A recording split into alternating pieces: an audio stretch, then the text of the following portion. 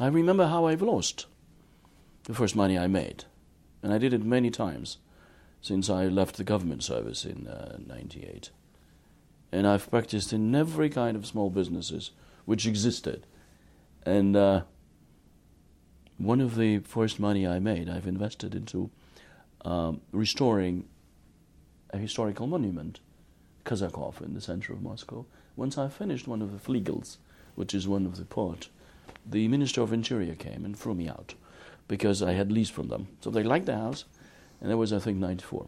Now, real money I made, having made, I'd say, a few hundred, and wasted all of it within 4 years, because I failed on every business, was in a bank. It was a bank called Imperial, which then went underwater.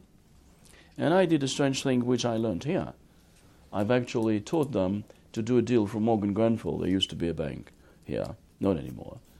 And we actually get involved in a very high-risk, high-reward operation, buying Venezuelan, Mexican, Nigerian, Argentinian, and I think Poland Brady bonds, which were a secondary market, specially traded securities invented by United States to deal with the crisis of third world countries, which were in severe debt to American banks in the beginning of the 80s. That was my PhD.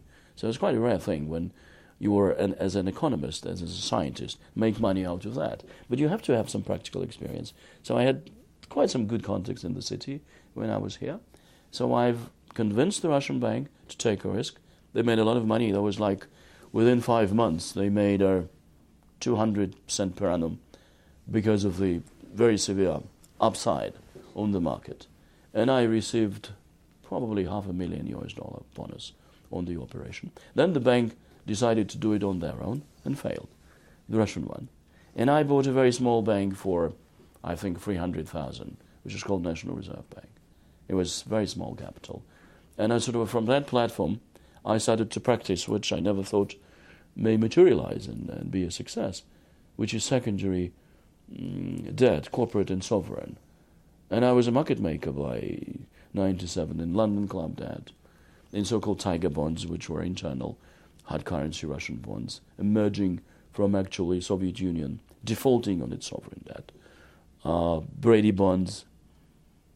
So by mid-98, before the crisis, my fortune sort of was around 1.2 billion. I've lost it all. It was just evaporated. It was vanished. It has vanished by September 98 completely. I found myself with a debt of a couple of hundred millions, which were foreign debts, denominated in foreign currency, and my loan book was in rubles. And ruble collapsed. It devalued 3 times, more than recently in the modern Putin's Russia. But I decided not to strip the assets. I thought the reputation is something which is valuable. I don't think anymore, by the way. In Russia, it's not. Because most of the major banks stripped the assets and put the banks underwater into bankruptcy procedures. No one has ever been punished for that. This is a very bad practice in Russia. But National Reserve Bank survived. And by 2004, when I was leaving to become an MP, I think the stock markets and the bond markets again came up very seriously. And ever since, I decided to go into the real economy from the banking sector, which is agriculture, airlines, affordable housing, individual homes, product produced out of wood, which is prefab homes, which Russia never had. And this is why I'm practicing.